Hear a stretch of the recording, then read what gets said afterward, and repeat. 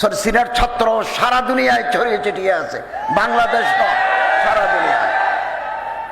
অনেক বড় বড় আলেম, আল্লামা নিয়াজ মখদুম খুতানি রহমতুল্লাহ আলাই, হজরত মৌলানা আব্দুল সত্তার বিহারি, এক সময় মানুষ হাদিস পড়ার জন্য সরসিনা যেত, এক সময় মদিনা যেত, এক সময় মক্কা যেত, এক সময় বাগদাদ যেত, এক সময় স্পেন যেত, এক সময় সেন্ট্রাল এশিয়া যেত, বুখারা, সামারকান্দ, উজবেকিস্তান, তিরমিজ, মাওয়ারাউন নাহার, একটা নদী আছে যেটাকে ইংরেজিতে বলে দি অক্সাস রিভার, বাংলাতে বলে আমুদরিয়া, আরবিতে বলে মাওয়ারাউন নাহার, নাহারকে পিছে যেখানে তিরমিজ আছে, তিরমিজ বগ,